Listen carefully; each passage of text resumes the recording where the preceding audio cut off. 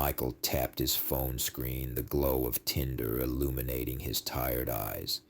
It had been a long string of left swipes, models with pouty lips and bios that read Wanderlust and Why Not. Then she popped up, Jessica, with cascading dark hair that tumbled past her shoulders, eyes that sparkled with a hint of mischief, and a smile that could launch 1,000 ships, or at least a decent first date. Jessica was a breath of fresh air. Unlike the usual parade of self-absorbed profiles, Jessica's bio spoke of a love for obscure documentaries, a passion for getting lost in the wilderness on weekend hikes, and a healthy disdain for Michael's personal kryptonite. Bad puns. A back-and-forth volley of witty messages ensued, punctuated by shared playlists and late-night philosophical discussions. They clicked. They really clicked. So when Jessica suggested a date, Michael was ecstatic. There was just one unusual detail. She preferred a secluded park at 7 p.m., citing her introverted nature and a desire for a more intimate setting. Blinded by the promise of a genuine connection and Jessica's undeniable beauty, Michael readily agreed. Fast forward to 7 p.m. sharp. Michael, looking his best in a crisp button-down and jeans, pulled his sleek Mercedes into the designated park. The air hung heavy, the silence broken only by the mournful hoot of an owl in the distance. A shiver danced down his spine, but he brushed it off as a predate jitters, focusing on his phone, waiting for Jessica's text, confirming her arrival. Suddenly, a chilling sound shattered the quiet. A series of heavy footsteps, getting closer with each crunch of unseen leaves. Michael's heart hammered a frantic rhythm against his ribs. He wasn't a stranger to the outdoors, and these weren't the light, playful steps of a deer. He remembered his mom's recent birthday gift, tucked away in the center console. A compact pepper spray, snuggled amongst his hiking essentials. Gripping it tightly, he prayed he wouldn't need it, just as a hulking figure emerged from the shadows, a giant of a man with a menacing glint in his averted eyes. Michael reacted on pure instinct. He'd taken a safety course for his solo camping trips, and the training kicked in. With a practiced flick of his wrist, he drew his licensed pistol, a precaution he'd always held on to despite occasional scoffs from friends. "Who are you? What do you want?" he yelled, his voice surprisingly steady despite the tremor in his limbs, aiming the weapon at the man's leg. A deafening gunshot echoed through the otherwise serene park. The man shrieked in pain, doubling over and clutching his foot as his phone tumbled from his grasp. The sound of a notification chiming confirmed Michael's worst fears. This wasn't Jessica. He'd been catfished.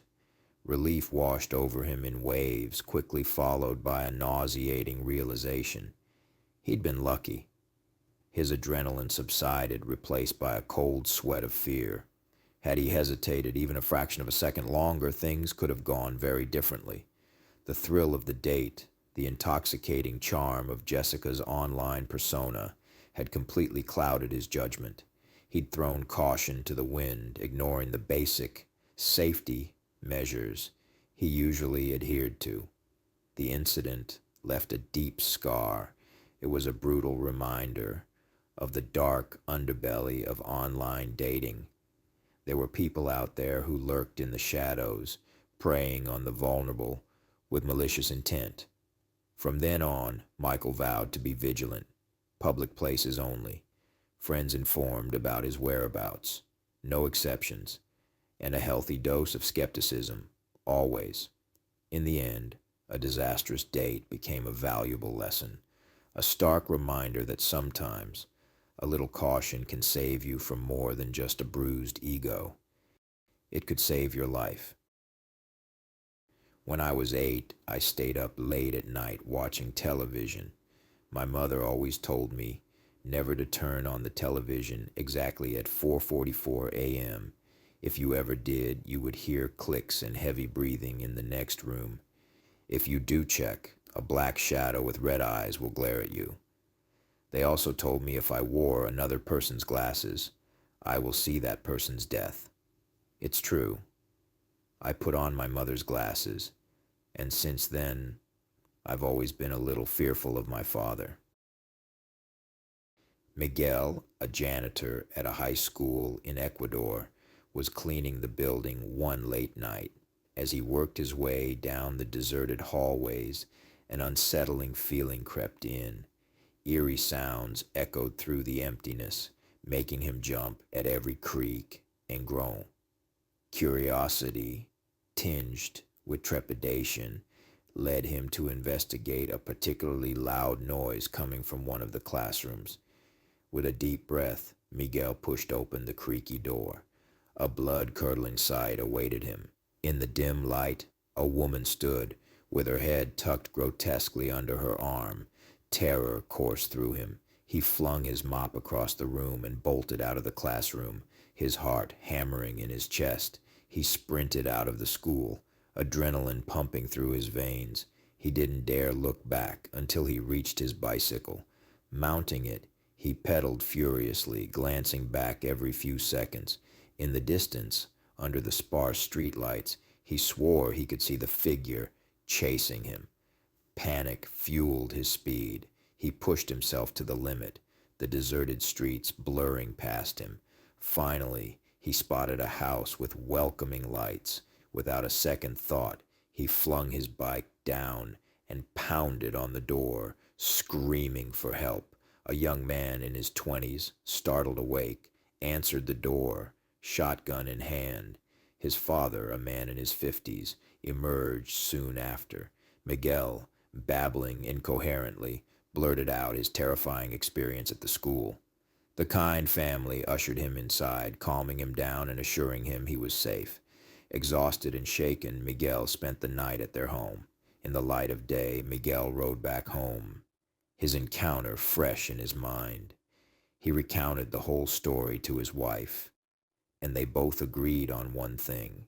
He wouldn't be going back to that school as a janitor. This story serves as a reminder. Always ask questions, and do your research before accepting a job, especially one in an unfamiliar place with a history you don't know. You never know what you might encounter in the dark. Exhausted and overwhelmed, Laura downloaded the Happiness Project app. Its soothing voice and personalized tasks promised a stress-free life. At first it worked, but the tasks grew more intrusive. Hidden cameras monitoring her sleep, even dictating her conversations. One night, the app instructs Laura to eliminate negativity. Looking at her reflection, a horrifying smile stretches across Laura's face, not her own. The cheerful voice whispers, "There, that's better. Now let's find happiness. Together." They craved the open road, the wind in their hair, the thrill of the unknown. This couple, van lifers at heart, explored the globe in their trusty caravan, always seeking the next adventure. This time, their journey led them deep into the woods, to a location shrouded in a strange silence. The atmosphere was thick, the usual chirping of crickets absent, an unsettling change, but they chalked it up to the weather.